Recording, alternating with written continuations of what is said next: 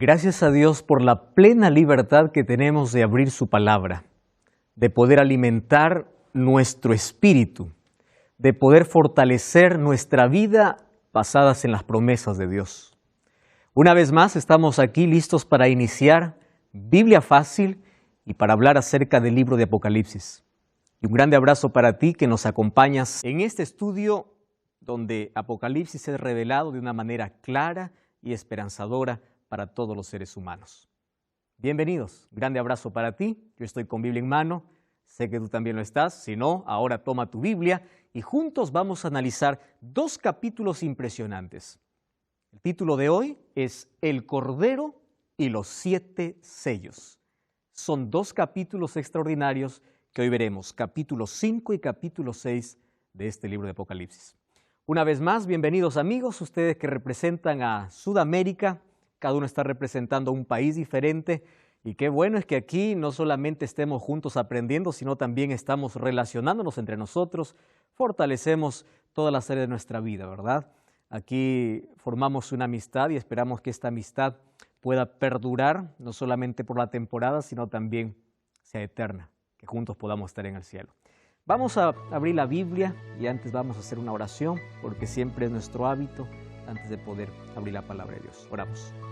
Querido Dios, gracias porque tu palabra llegó hasta nosotros y hoy tenemos libertad para poder escucharla, para poder leerla, pero sobre todo para poder comprender ese mensaje y poder aplicar a nuestra vida. Una vez más pedimos que el Espíritu Santo pueda iluminar nuestro corazón, podamos comprender tu verdad. Bendice las personas que están siguiendo este programa cada semana. Bendice a aquellos que están tan sedientos, aquellos que tienen tanta necesidad de conocer tu verdad y que tu Santo Espíritu pueda iluminar cada mente, cada corazón, para que hoy podamos una vez más llegar a aquella verdad y aquella esperanza que tienes para nosotros. Danos tu bendición en nombre de Jesús. Amén. Entonces, hoy vamos a hablar acerca de el Cordero y los 7 sellos. ¿Recuerdan ustedes que en el capítulo anterior hablamos acerca de el trono celestial, el trono divino, ¿verdad?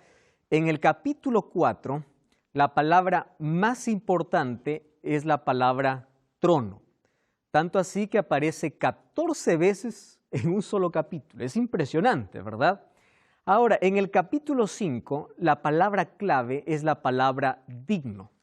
Vamos a relacionar esas dos palabras porque nos van a servir de mucho para que podamos llegar a una comprensión, ya que el capítulo 4 y 5 en sí habla de un momento específico en el cielo. ¿De qué momento? Cuando Cristo, después de su ascensión al cielo, se siente en el trono al lado del Padre. Y ese es importante para los cristianos. ¿Por qué? Porque según Hebreos, cuando Cristo ascendió al cielo, aperturó o inauguró allí el santuario celestial. Aquel santuario que fue mostrado allí a Moisés en el libro de Éxodo capítulo 25, ¿verdad? Ahora dice Hebreos 4:16, tenemos un sumo sacerdote que intercede, que aboga por nosotros. Ahora, el capítulo 3 y 4 entonces habla de ese momento especial donde todos los seres están reunidos para poder celebrar y para poder adorar. ¿Y adoran a quién? Adoran a Dios Padre, aquel que está sentado en el trono, y ahora vamos a ver cómo el Padre le cede, vamos a decir de manera simbólica, ¿verdad? Porque el Hijo también es Dios. Esa autoridad, ¿a quién? A Cristo. Pero ¿en base a qué? Al sacrificio que Él hizo y porque rescató a toda la humanidad. Entonces en la Biblia nosotros siempre encontramos la expresión que ascendió a los cielos y se sentó a la derecha. ¿De dónde viene esa expresión? Eso vamos a ver hoy. Entonces, la palabra clave en este capítulo es digno. En el capítulo 4 es trono. En el capítulo 5 es digno. Allí en el trono dice que hay seres especiales, ¿verdad? Encontramos 4 seres vivientes. ¿Recuerdan? Que tenía uno cara de águila, cara de hombre, cara de león y cara de buey. Representaba, nosotros mencionábamos, a una orden de ángeles que pueden allí organizar a las huestes celestiales porque ellos adoran y dicen santo, santo, santo, santo. Pero también representaba allí a las 4 tribus del Antiguo Testamento, es decir, el pueblo de Dios en el Antiguo Testamento, o también el ministerio de Cristo, como rey, como siervo, como hijo de hombre y como Dios. así como lo mencionaba allí los 4 evangelios, ¿verdad? Ahora, aquí mi amigo Pablo hizo una pregunta interesante cuando hablamos acerca de otro grupo especial allá en el cielo, que son los 24 ancianos. La palabra anciano es símbolo de autoridad, de majestad, de dignidad. Creo que es la palabra más adecuada, dignidad. ¿Quién es un ser digno? Eso veremos hoy. Entonces, aquí Pablo hizo una pregunta, y Pablo, perdona, en el programa anterior quería cerrar una idea, prometí contestar luego y el tiempo se nos fue. Y allí estaba mencionando un texto que Jesús mismo decía que nadie más ha subido al Padre. ¿Y por qué salió esa pregunta? Porque nosotros dijimos que esos 24 ancianos representan al pueblo de Dios redimido, serían las primicias que están en el cielo. Según Mateo capítulo 24, cuando Jesús resucitó, también resucitaron otros y dice que fueron a la ciudad santa. Por las características que ellos tienen, entonces ellos son seres humanos. Nosotros sabemos que ya hay 3 seres humanos en el cielo.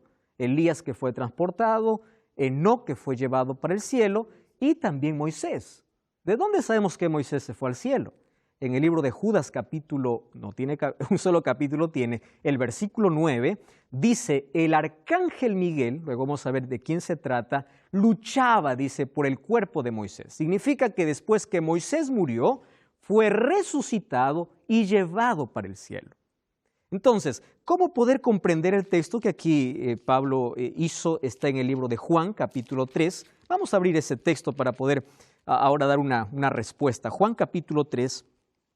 El versículo 13, parece que eso estaba refiriendo Pablo, ¿verdad? Cuando dice, nadie subió al cielo, sino el que descendió del cielo, el Hijo del Hombre que está en el cielo. Bueno, vamos a analizar un poco el contexto. ¿En qué contexto está hablando? Jesús está hablando con Nicodemo. Nicodemo es un líder del pueblo de Israel y él se va de noche para hacer una entrevista a Jesús. Jesús se va al punto y le dice, tú necesitas nacer de nuevo. Directo, se va al punto, ve la necesidad. Para entender el versículo 13, vamos a leer un poquito el versículo 11 y 12, ¿les parece? Dice así, de cierto te digo, Jesús está hablando aquí con Nicodemo. Dice que todo lo que sabemos y hablamos es aquello que hemos visto y testificamos. Ustedes no reciben nuestro testimonio. Si os he dicho cosas terrenales y no creéis, ¿cómo creeréis si os digo las cosas celestiales? ¿En qué contexto Jesús está diciendo, nadie más subió al cielo sino el Hijo del Hombre? Está hablando de asuntos espirituales. Jesús está diciendo, si hay alguien que tiene autoridad para decirte las cosas celestiales, soy yo. ¿Por qué? Porque nadie subió al cielo sino el que descendió del cielo, el Hijo del Hombre que está en el cielo.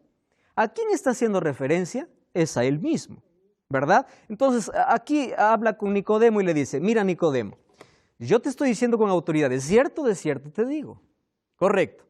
Pero mira, tú tienes que creer que yo tengo autoridad para hablar de este asunto espiritual.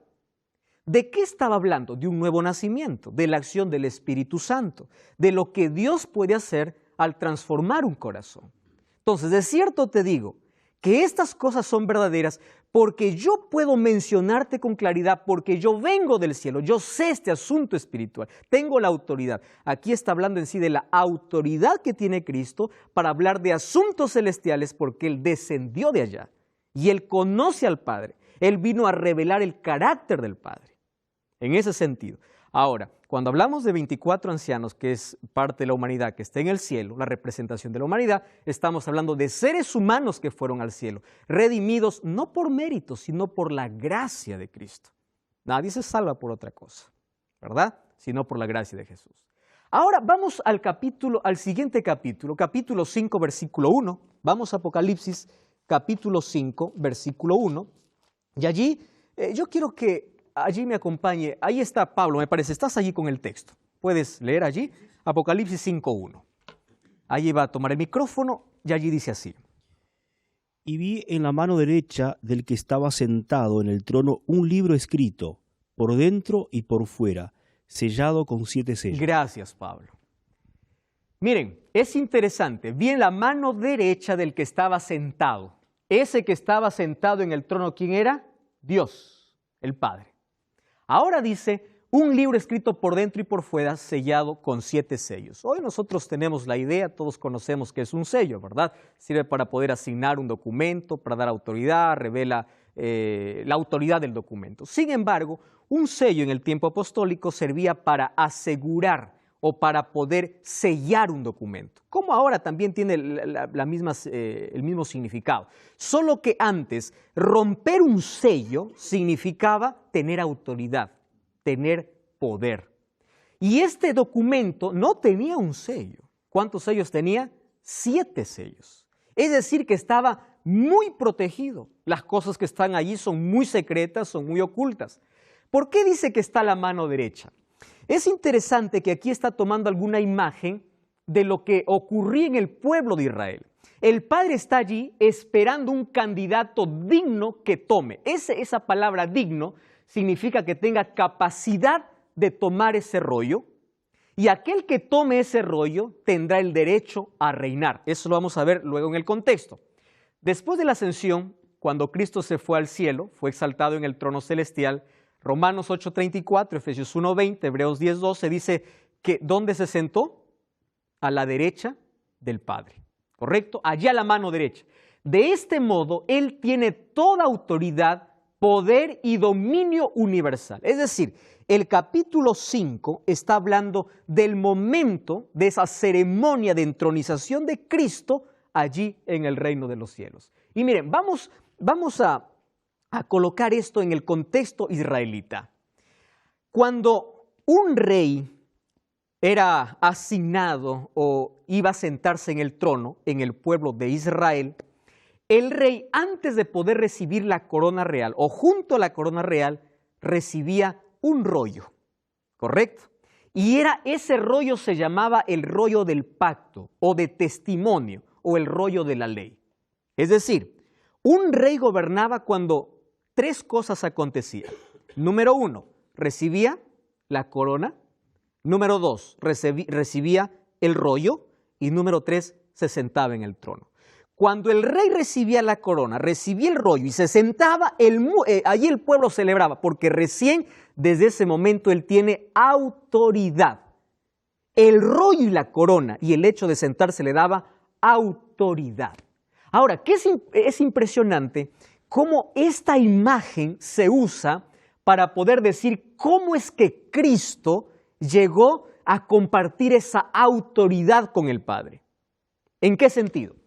Entonces, el rollo del pacto era un símbolo de instalación en el trono. Cuando el rey tomaba el rollo, recién estaba listo para gobernar. ¿Y qué rollo era? En sí, el rollo que tomaba el rey era el libro de Deuteronomio, era el libro de la ley. Eso le daba capacidad para gobernar con equilibrio y para gobernar en el nombre de Dios, ¿correcto? Ahora, estaba sellado con 7 sellos. Recuerden que 7 significa plenitud, significa integridad, significa perfección. El contenido es secreto, tiene plenitud y totalidad divina. Entonces, resumimos aquí. Aquí está el Padre, en su mano derecha tiene un rollo. Ese rollo significa, necesito uno que sea digno, ¿correcto? Quien es digno, ¿qué cosa va a recibir? La corona y este rollo. Porque basado en lo que ocurría en el Antiguo Testamento, también ocurrió en el cielo. Recibir la corona, el rollo y sentarse en el trono significaba el derecho a gobernar. Vamos a seguir leyendo. Miren, vamos al capítulo 5, versículo 2. ¿Podemos leer? ¿Puedes leer, por favor, Karina? 5:2. ¿Qué cosa dice? Presten atención aquí el texto. Y vi a un ángel fuerte que pregonaba a gran voz: ¿quién es digno de abrir el libro y desatar sus sellos? ¡Wow! ¡Qué impresionante! ¿Qué cosa estaba esperando? Que venga alguien. Solo que ese alguien tenía una sola característica. ¿Qué cosa era? Digno. Digno. Esa palabra es tan interesante. Digno. Digno era la calificación distintiva que hacía que un candidato fuera adecuado para un cargo honroso. Digno estaba basado en los logros y hazañas con éxito en la guerra. Es decir, digno era la capacidad principal de un rey. ¿Quién es digno? Ahí un ángel dice, ¿quién es digno? Pregunta, ¿quién es digno? Nancy, ¿puedes leer por favor el versículo 3? Toma el micrófono allí. 5:3. ¿Qué cosa dice? Y ninguno, ni en el cielo, ni en la tierra, ni debajo de la tierra, podía abrir el libro, ni aún mirarlo. Wow, el 4 también, por favor. Y le oraba yo mucho, porque no se había hallado y ninguno digno de abrir el libro, ni de leerlo, ni de mirarlo. Wow. Viene alguien y pregunta, ¿alguien es digno? ¿Y qué cosa dice? Nadie. Ni en el cielo ni en la tierra. Todos empezaron a mirar, ¿quién es digno? Ahora, no solamente era para tomar el libro, ni siquiera podían mirarlo. Qué interesante. Ahora fíjense, versículo 3 y versículo 4 dice lloraba. ¿Por qué era tan interesante desatar ese libro? Porque allí estaba el contenido de ¿qué? De la historia de la humanidad. Lo que tenía ese rollo significa la historia de este mundo, de este planeta, el desenlace histórico. Era necesario que ese libro o ese rollo pueda ser abierto para que pueda ser revelada la historia de la humanidad, pero nadie era digno. Versículo 4 o el versículo 5, a ver, Gabriel, ¿puedes leer el versículo 5, por favor? Toma el micrófono aquí. Versículo 5. 5:5. Y uno de los ancianos me dijo, no llores, he aquí que el león de la tribu de Judá, la raíz de David, ha vencido para abrir el libro y desatar sus 7 sellos. ¡Wow! ¡Qué interesante! Entonces Juan estaba llorando, le dice, no llores, hay uno que sí es digno. Y aquí aparece un título para Cristo. ¿Qué título aparece? León. El león de la tribu de Judá, la raíz de David, ha vencido para abrir el libro y desatar sus sellos. Vamos al versículo 6, mire, vamos a leer juntos. Dice así, miré y ve que en medio del trono y de los 4 seres vivientes y en medio de los ancianos estaba de pie un cordero. A ver, un momento acá. Yo escuché primero, dice, ¿qué cosa escuchó? El león va a abrir. Entonces, cuando yo volteé, dice Juan, no miré un león. ¿Qué cosa vi? Un cordero. ¿A quién está representando el león y el cordero? A Cristo, pero en diferentes momentos. ¿Por qué es que primero ve un león y luego él ve un cordero? Miren, el león significa lo que él hizo, lo que él venció, y cordero significa cómo venció. Como un cordero fue llevado al matadero. La manera como él se humilló para salvar a la humanidad. Es decir, el hecho de la realización, la acción de cómo él llegó a ser león, primero fue un cordero. Como cordero venció, o como cordero fue sacrificado, y como león venció. Ahora, es impresionante aquí que ese ser digno es de recibir no solamente el rollo, sino también es digno de ¿qué? De recibir la honra, la gloria y el poder. Mira el versículo 9. Y cantaba un cántico nuevo diciendo, digno eres de tomar el libro, de abrir sus sellos, porque fuiste inmolado, con tu sangre nos has redimido, de toda linaje nos has hecho un reino de sacerdotes y reinaremos sobre la tierra. Versículo 12, ¿qué cosa dice? El cordero que fue inmolado es digno de tomar el poder, la riqueza, la sabiduría y la fortaleza. No solo es digno de tomar el rollo, sino es digno de poder, de fortaleza, de riqueza. La palabra cordero aparece 28 veces, y les dije allí en el libro de Apocalipsis, ¿verdad? Solo que el cordero aparece en diferentes momentos. Ahora fíjense, aparece el cordero como pastor, impresionante, un cordero como pastor, el cordero como novio, el cordero como luz, el cordero como redentor, el cordero como Dios, como rey y como juez. ¿Ese cordero quién es? Es Cristo. Él es el ser digno. Él es el Cordero de Dios. Cuando Juan vio a Jesús allí acercarse al río Jordán para ser bautizado, ¿qué cosa dijo? Este es el Cordero de Dios que quita el pecado del mundo. Este es el Cordero de Dios. Ahora, en el capítulo 4, recuerdan que el Cordero era adorado por ser el Creador. En el capítulo 5 es adorado por ser el redentor. Ahora entonces, dice además, miren, versículo 6, dice, estaba de pie un cordero, ¿qué cosa tenía? 7 cuernos y 7 ojos, los cuales son los 7 espíritus de Dios enviados por toda la tierra. Él vino y tomó el libro. Algunos se han confundido, ¿qué significa 7 cuernos? La palabra cuerno en Apocalipsis significa poder, ¿correcto? ¿Qué significa 7? Plenitud. Cuando está hablando entonces de 7 cuernos, está hablando del poder divino. Y cuando habla de 7 ojos, de la capacidad que tiene para juzgar y para reinar. Haciendo más sencillo este asunto, 7 cuernos significa su omnipotencia, la plenitud de su poder. Y 7 ojos significa su omnisciencia, que todo lo ve y todo lo sabe. Haciendo referencia ¿a quién? A Cristo. Entonces aquí está haciendo referencia cuando Cristo allí se sentó en el trono del Padre. Y allí dice que los 7 espíritus fueron enviados a la tierra. ¿Saben qué cosa dice Juan 7:39? Que el Espíritu no había venido todavía a la tierra porque Cristo todavía no había sido glorificado. ¿Cuándo el Espíritu Santo vino a la tierra? En el día del Pentecostés. Quiere decir, cuando ocurrió el Pentecostés en la tierra, en el cielo, ¿qué ocurrió? La ceremonia de entronización de Cristo. Recibió en su mano el poder, la gloria, el dominio, la adoración, y desde allí la humanidad está bajo su control junto con el Padre. Porque Él recibió ese poder después de haber redimido a la humanidad. Ahora fíjense, allí entonces comienza a abrir los sellos. Y ahí nosotros encontramos 7 sellos. Vamos al primero, ¿sí? Vamos entonces al capítulo 6. Vamos al capítulo 6. Walter, ¿estás listo para leer? Apocalipsis capítulo 6, versículo 1. ¿Puedes leer allí? Toma el micrófono, por favor. 6:1.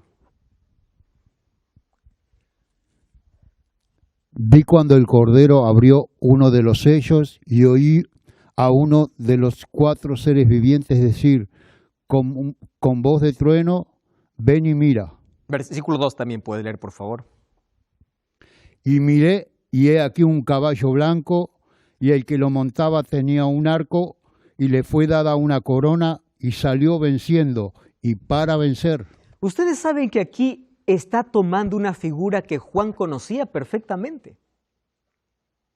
Cuando el emperador o el gobernador romano venía, o el general romano venía venciendo, ¿saben cómo venía? En símbolo de victoria, montado en un caballo blanco. Usando la imagen que Juan conocía, aquí le muestra a través de estas imágenes la historia de la humanidad. Y fíjense lo que sucede. Dice que aparece alguien montado en caballo blanco, así como el general romano. Viene venciendo y para vencer. ¿Venciendo qué cosa? En la cruz. Para vencer, para continuar conquistando corazones para el reino de los cielos. La palabra blanco encontramos mucho en Apocalipsis. ¿Recuerdan los cabellos de Jesús cómo eran? Blancos. Las vestiduras cómo eran? Blancas. ¿Qué más encontramos como blanco? Una piedrecita blanca. Blanco es sinónimo de pureza. Entonces aquí está hablando en paralelo a las 7 iglesias. ¿Recuerdan ustedes el primer ciclo de las 7 iglesias? Las 7 iglesias serían la base para construir todas las otras bases o todos los otros círculos de 7. Las 7 iglesias también representan periodos en la historia. Los 7 sellos van a representar periodos que acompañan a las 7 iglesias, con una diferencia. Escuchen aquí la diferencia. Las 7 iglesias muestra lo que ocurre dentro de la iglesia, el problema interno. ¿Cuál es el problema interno? Yo te conozco, yo sé dónde moras, yo sé cuál es tu necesidad. El problema interno. Y los 7 sellos muestran lo externo, lo que sucede alrededor, en el contexto político y social, lo que envuelve a la iglesia. Entonces, ¿a qué representa este periodo blanco? Al primer periodo de la iglesia. Una iglesia pura. ¿Cómo era la iglesia de Éfeso? Una iglesia que no toleraba las falsas doctrinas. Una iglesia que conservaba la verdad. Una iglesia victoriosa. Es decir, en el primer siglo habían como 6 millones de cristianos. Era una iglesia que se caracterizaba por la pureza y la fidelidad. Una iglesia victoriosa.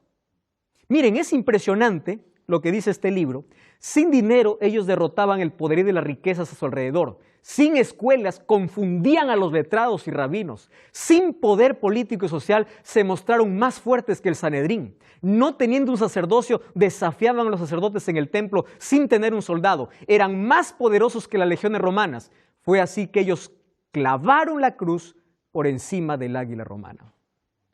Por el poder que ellos recibieron del Espíritu Santo. Un pueblo que salió venciendo y para vencer demuestra lo que ocurrió en el primer periodo de esa iglesia. Una iglesia pura, una iglesia blanca. Luego viene un segundo periodo. Miren lo que dice Apocalipsis capítulo 6, versículo 4. Y salió otro caballo. Este caballo es interesante, ¿verdad? ¿Qué color es este caballo? Bermejo. Otras versiones dice rojo o rojizo. El que montaba le fue dado poder para quitar la paz. ¿Y qué más? Y hacía que unos a otros se mataran. Y se le dio una espada grande. ¿Qué significa rojo? Rojo es sinónimo o símbolo de sangre. Es decir, fue el periodo donde comenzó la persecución más severa para los cristianos. La persecución comenzó con Domiciano, Diocleciano y luego los otros emperadores. Ahora los cristianos eran tan hostigados que ellos daban su sangre y su vida por el testimonio que ellos creían. Encontramos a uno de los discípulos o compañeros de Juan, incluso Policarpo, a los 80 años muriendo, ¿verdad? ¿Por qué? Por causa de su fe y de su testimonio. Hablaba acerca de una iglesia perseguida. En el contexto social había guerras, había oposición, había discordia, había discusión, había conflictos. La iglesia cristiana perdió todos sus derechos legales, les quitaban todo, eran abusados y eran perseguidos. De ese periodo está hablando que este caballo rojo, que es símbolo de guerra y de muerte, empezó a perseguir a los cristianos. Ustedes recuerdan que a la segunda iglesia de Esmirna se le dijo que tendría 10 días de prueba y sé fiel hasta la muerte y yo te daré la corona de vida. ¿De qué estaba hablando? Si nosotros aplicamos el término para profecía de día por año, según Números 14:34, allí nosotros vamos a encontrar que representa 10 años. Y si vamos a revisar la historia, 10 años de persecución tuvieron los cristianos del primer siglo, contando desde el año 303 hasta el año 313. Vimos cómo el primer sello que se abre se trata de un caballo color blanco que representaba la pureza del Evangelio. Cómo la iglesia empezó a vivir en el primer siglo de una manera tan transparente y leal a la palabra de Dios. Sin embargo, una iglesia pura también es una iglesia perseguida, porque tiene oposición de parte del enemigo. Tanto así que por querer desaparecer la verdad empezó a perseguir cristianos. Y aquí encontramos entonces este segundo jinete o este segundo caballo. El versículo 4 del capítulo 6 dice, este caballo era color rojo. Nosotros dijimos que representaba ese momento donde los emperadores empezaron a perseguir a los cristianos y allí la sangre de los cristianos era derramada. Sin embargo, el diablo tenía una estrategia, ¿verdad? ¿Cuál era su estrategia? Matar a todos los cristianos y desaparecer la verdad. Solo que él se equivocó, porque mientras más cristianos mataba, más cristianos se levantaba. Se dice que la sangre de ellos era como semilla. Entonces él dijo, si yo sigo matando cristianos, estoy perdiendo. Más mato cristianos, más cristianos se levantan. Él cambió de estrategia. Dijo, la mejor manera de poder arruinar al cristiano, contaminar la verdad, no es matando cristianos, sino es mezclando la verdad con mentira. Y eso es lo que vemos en el próximo caballo, un caballo de oscuridad. Es decir, primero era tan puro, luego fue perseguido, al ver que el diablo no conseguía desaparecer la verdad, ahora empieza a infiltrar o a traer tradiciones paganas, de afuera para adentro, en lugar de que la iglesia influya para transformar el mundo. Ahora las tradiciones paganas se infiltraron dentro de la iglesia. Ahora, ¿cómo comenzó eso? Yo ya les estuve mencionando lo que registra la historia, ¿verdad? En el año 313 aparece el primer emperador que se convierte al cristianismo. El emperador tenía una religión en sí. Él era mitraísta. En los próximos capítulos vamos a ver de dónde viene esa religión. El emperador mitraísta era un adorador del sol. Solo que él, cuando se convierte al cristianismo, no lo hace con sinceridad. Supuestamente él tuvo un sueño, pero en sí fue una estrategia para poder congraciarse con los cristianos. Y las persecuciones pararon justo en el año 313, porque allí se firma un edicto que es el Edicto de Milán. Este Edicto de Milán es firmado por Constantino. Allí los cristianos dejan de ser perseguidos. Y cuando dejan de ser perseguidos, ahora se invierte el asunto. En lugar de perseguir a los cristianos tomaron el poder. Y aquí hubo una alianza y una unión entre religión y política, ¿verdad? Religión y Estado. Estado, religión. Ahora esto fue un peligro. No solo un peligro, fue la destrucción del cristianismo. Entonces allí nosotros vemos el tercer caballo. Vamos al versículo 5, capítulo 6, versículo 5. Dice, cuando se abrió el tercer sello, oí el tercer viviente que decía, ven y ve. Miré un caballo negro, el que lo montaba tenía una balanza en la mano. Y oí una voz que decía, 2 libras de trigo por 1 denario, 6 libras de cebada por 1 denario, pero no dañes el aceite ni el vino. Vamos a comprender este asunto. 1 denario era el sueldo o era el jornal de un trabajador que ganaba en un día. Con 1 denario se podía sostener medianamente a una familia de 2 o 3 personas, no más.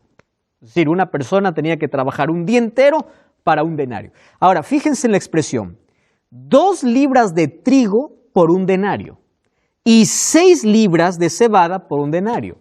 El trigo se puso tan caro que solo 2 libras costaba el trabajo de un día.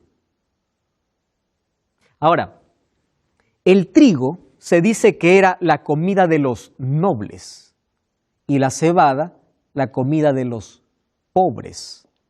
¿Qué significa esto? Que cuando aparece este sello, ¿qué cosa sucede? La verdadera palabra de Dios escasea y se vuelve tan cara. Cara en el sentido de ¿qué? Que la palabra de Dios es escondida y no todos tienen acceso a la palabra de Dios. La palabra de Dios es oculta y aquellos que tienen el trigo tienen que pagar muy caro. Pagan sufrimiento, tienen que pagar persecución. En cambio, la cebada está en abundancia. La cebada es parecido al trigo, pero no es trigo. ¿Qué cosa sería la cebada? Las tradiciones que empiezan a meterse en la iglesia. Entonces, en lugar de trigo, ¿qué comía la gente? Tradiciones, cebada.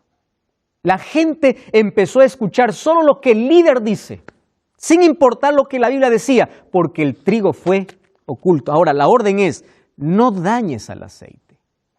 ¿A qué representa el aceite y el vino? Al Espíritu Santo. Porque el Espíritu Santo aún está actuando. Ahora, cuando dice que está allí con una balanza, significa que los hijos de Dios están siendo pesados, de acuerdo a su fidelidad a la Biblia o fidelidad a ¿quién? A Roma imperial, al emperador. Ahora, ¿qué cosa sucedió en este tercer sello? En este tercer sello la fe se corrompió.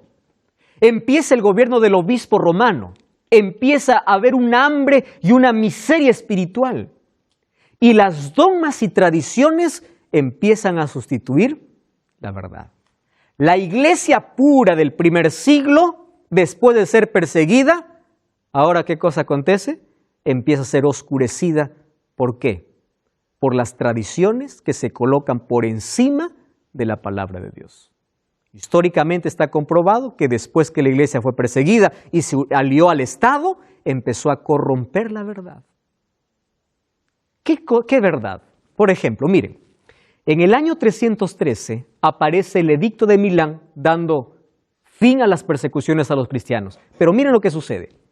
El 7 de marzo del año 321, el emperador Constantino da un decreto para adorar el día domingo. Constantino, él era mitraísta. De paso, domingo en latín tiene un nombre especial, es Domini, ¿verdad? Que sería el día del emperador. ¿Por qué el día del emperador? Porque el emperador acostumbraba a adorar al sol. Los mitraístas adoraban al sol desde ya hace muchos siglos anteriores. Entonces, el 7 de marzo del año 321, esto está en los registros históricos, ¿verdad? Constantino, el emperador que se convirtió falsamente al cristianismo, empieza a introducir un día de adoración que no es bíblico, porque el trigo está escondido y ¿qué cosa sale a relucir? La cebada. Ahora, eso sucedió en el año 321. En el año 364, algunos años después, en el Concilio de la Odisea, la guarda del domingo no solamente se convierte en no solamente es una ley civil, sino se convierte en una ley eclesiástica. Interesante. Primero fue como una ley civil cuando dio Constantino y dijo que todos, pobres y ricos, grandes y pequeños, cierren sus negocios el día domingo. Luego esa ley civil se convirtió en una ley eclesiástica que afectó esto al mundo cristiano. Y luego nosotros vamos a ver el desarrollo de toda esta historia. En el año 370 comienza el culto o la adoración a los muertos. Ustedes se dan cuenta, ninguna de estas cosas tiene base bíblica, pero estamos viviendo en este periodo de oscuridad. En el año 400 comienza la oración por los santos o la oración por los muertos. En el año 530 aparece el dogma del purgatorio. Es decir, durante todo este periodo de oscuridad, tradiciones se infiltraron y empezaron a corromper la pureza. Aquello que en el momento fue blanco y puro y tenía una base bíblica, ahora empieza a tener, ¿qué cosa? Dogmas y tradiciones que vienen del paganismo a infiltrarse dentro del cristianismo. Y yo solamente por señalar algunas, porque hay muchas otras más allí. Ahora aparece el cuarto sello. Fíjense el versículo 8 del capítulo 6. Dice, miré y vi un caballo blanco, o un caballo amarillo, un caballo amarillento, un caballo pálido. El que lo montaba tenía por nombre muerte. ¿Cuál es la consecuencia del hambre? Palidez, ¿verdad? Anemia. Y por causa de la anemia, ¿qué cosa hay? Muerte. Dice así, y el que lo montaba tenía por nombre muerte, y el Hades le seguía. ¿Qué cosa es Hades? Sepulcro, sepultura. Y le fue dada potestad sobre la cuarta parte de la tierra para matar con espada, con hambre, con mortandad y con las fieras de la tierra. Wow. La escasez se tornó ¿en qué? En una hambruna completa. Y por causa del hambre, la gente empezó a morir. No está hablando aquí de una muerte física, está hablando de una muerte espiritual. Ya no tienen el alimento verdadero. Ahora, termino esto y voy a la pregunta que tiene Pablo. Miren, cuando la degradación de la fe empieza a corromper la iglesia, totalmente se degrada la fe, comienzan ahora las persecuciones de una manera curiosa. Antes, ¿quiénes perseguían? Los emperadores a los cristianos. Ahora, los cristianos empiezan a perseguir a otros cristianos. ¿A qué tipo de cristianos? Aquellos que no obedecían al emperador empiezan a ser perseguidos. Ustedes recuerdan allí en todo el libro de historia que nosotros hemos leído, la Edad Oscura o la Edad Media, que proféticamente, la Biblia ya lo mencionaba siglos, años atrás, diciendo que serían 1260 años. Los 12 siglos que hoy en los libros de historia están registrados ya estaba profetizado en la Biblia. Época de oscuridad completa. 1260 años el pueblo de Dios fue perseguido. Es decir, aquellos que estaban en el trono se consideraban pueblo de Dios. ¿Pero con qué? Con una corrupción de fe. Y aquellos que no obedecían empezaban a perseguir a aquellos que querían ser fieles y leales a la palabra de Dios. Entonces el cuarto sello, la palidez es consecuencia del hambre y esto trae una muerte espiritual. Miren, en el año 998, continúa aquí con la muerte espiritual. Miren las tradiciones que ingresan. Se instituye el Día de los Muertos. 1184, se instituye la Santa Inquisición. Las páginas de la historia están manchadas de sangre de cristianos que no obedecieron la voz del obispo o del papa. En el año de 1190 se empieza a vender indulgencias, el perdón empieza a ser vendido. 1216 se instituye la confesión auricular.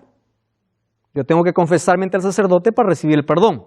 1229 se prohíbe abiertamente el estudio de la Biblia y la tradición es colocada por encima de la Biblia. Es decir, una muerte espiritual total. La muerte le seguía. Ahora viene el quinto sello, ¿tá? Miren, vamos al quinto sello. Vamos al capítulo 6, versículo 9. Cuando abrió el quinto sello, vi debajo del altar las almas de los que habían muerto por causa de la palabra de Dios y del testimonio que tenían, y clamaban a gran voz diciendo: ¿hasta cuándo, Señor santo y verdadero, vas a tardar en juzgar y vengar nuestra sangre? Miren, hay algunos que allí no han traducido. Al leer la palabra alma, piensa que es algo que salió del cuerpo y empieza a clamar. Recordemos que cuando habla acerca del altar, está haciendo referencia a lo que ocurría en el sistema de sacrificios del Antiguo Testamento. Apocalipsis está basado en gran parte en el Antiguo Testamento. En el santuario existían dos altares. Era el altar de sacrificio, que estaba en el atrio, y el altar de incienso, que estaba en el lugar santo. No en el lugar santísimo, en el lugar santo. En el atrio, cuando el pecador venía o cuando se ofrecía la ofrenda de sacrificio, ¿dónde se colocaba la sangre? Al pie del altar. Luego el sacerdote tomaba un poco de sangre, ingresaba al lugar santo, mojaba los cuernos del incensario y luego asperjaba con la sangre la cortina que dividía el lugar santo del lugar santísimo. Ahora, cuando dice que las almas están debajo del altar, es una manera simbólica de decir: todos aquellos que murieron por causa de su fe, ahora claman y dicen: ¿hasta cuándo va a seguir esto? Ahora, ese clamor es simbólico. Es el mismo clamor de Génesis 4:10. Ustedes recuerdan cuando Caín mató a Abel.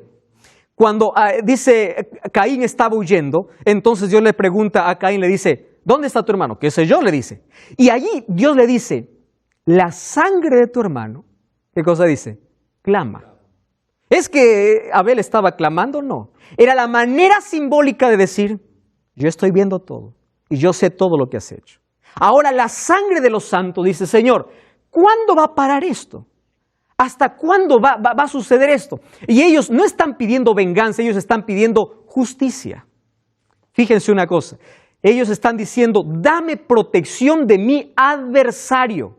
Y ahí el siguiente versículo dice: entonces se le dieron vestiduras blancas, es decir, se le dio la dignidad de la justicia de Cristo. Aunque ellos han ganado la victoria en Cristo, deben descansar en su tumba un poco de tiempo hasta que Cristo venga y pueda darles la recompensa.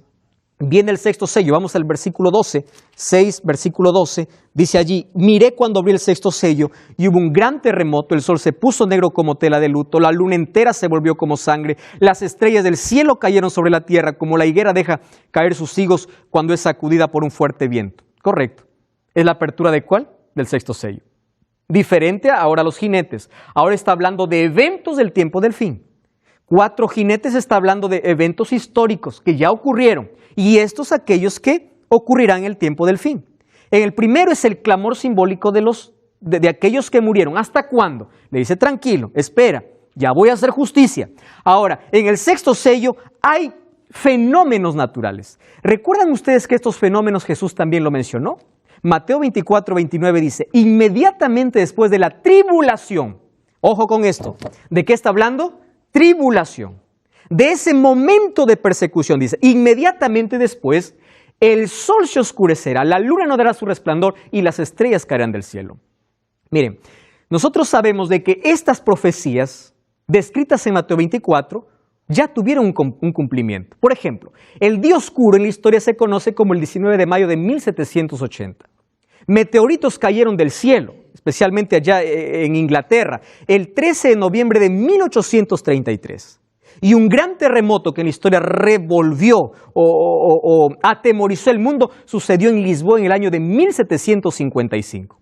Esto marcaría el tiempo del fin. Dice: después de aquellos días ocurrirá esto. ¿Por qué? Porque una vez que llegue este sello, estaríamos viviendo en el tiempo del fin. ¿Por qué? Porque el séptimo sello sería la venida de Cristo. Vamos al capítulo 8, versículo 1. Cuando se abrió el séptimo sello, hubo silencio en el cielo. ¿Por cuánto dice? Por media hora. Y luego vi a los 7 ángeles que estaban de pie y se les dieron 7 trompetas. Vamos aquí a analizar este sello. Media hora de silencio en el cielo. Es interesante cuando nosotros vamos a la profecía y nosotros allí comparamos con lo que Jesús dijo. Cuando Cristo venga por segunda vez a la tierra, ¿cuántos quedarán en el cielo? Nadie. Todo el cielo se prepara para venir a la tierra. Dice Mateo 25:31, cuando el Hijo del Hombre venga en gloria con todos sus ángeles, se sentará en su trono glorioso. ¿Con quiénes vendrá? Con todos. ¿Quién quedará? El cielo está preparado para venir a llevar a los redimidos. Y está listo. Hay silencio por media hora. Ahora, si nosotros nos basamos en Números 14:34 y Ezequiel 4:6 del principio día por año, sabemos que un día representa un año, ¿correcto? Entonces, 24 horas serían 12 meses. 12 horas, 6 meses. 6 horas, 3. 2 horas, 1. 1 hora, 2 semanas. Y media hora representaría a una semana. El viaje que los redimidos harán al cielo. O el silencio que ocurre en el cielo será porque Cristo viene con todos los ángeles a llevar a su pueblo. Entonces, lo que nosotros estamos esperando en el cumplimiento de la profecía no es otra cosa sino el séptimo sello. Cuando ese séptimo sello se abra, Cristo habrá venido. Ahora, nosotros vamos a ver en el siguiente capítulo que el sexto sello tiene una relación estrecha con ese momento cuando Cristo está regresando. Pero eso veremos en el próximo capítulo. En la historia revisamos de que las profecías mencionadas allí a través de los sellos han sido cumplidos históricamente, mas estamos a la espera de uno, y es el último. Hoy estamos viviendo ese tiempo del fin, y en ese tiempo del fin nosotros tenemos que tomar decisiones acertadas. La decisión que tú y yo debemos tomar es la que tomaron los apóstoles, aquella iglesia pura o aquellos fieles que se mantuvieron de parte de la verdad a través de todos los siglos. Tú formas parte de ese remanente. Empieza a revisar tus creencias. Empieza a revisar si todo aquello que haces tiene un respaldo bíblico y realmente estás adorando a Dios. La venida de Cristo es el punto culminante de todas las profecías. Las 7 iglesias culminan con la venida de Cristo. Los 7 sellos culminan con la venida de Cristo. El foco principal de Apocalipsis es traer esperanza a una humanidad perdida, diciendo que Cristo es aquel que viene para poner punto final, para colocar el punto final, no solamente al dolor, sino también a la historia de la humanidad. Dios está al control de todo. Hoy vimos allí 4 jinetes. Esos 4 jinetes también representan a una persona que es conquistada por el amor de Jesús. Aquella que entrega su vida a Jesús, Jesús la puede transformar en una nueva persona. Pero aquella persona que resiste y lucha contra Dios está perdiendo contra ella misma, porque pierde la paz, luego cae en oscuridad del pecado, para luego morir espiritualmente. Ahora tú conoces la verdad. Hay tantas tradiciones que dejar. Hay cosas que nosotros tenemos que volver a nuestros ojos a la Biblia y ver si realmente lo que hacemos viene de parte de Dios. Deja de adorar iglesias, deja de adorar pastores, deja de adorar líderes, deja de adorarte a ti mismo. Empieza a adorar a Dios.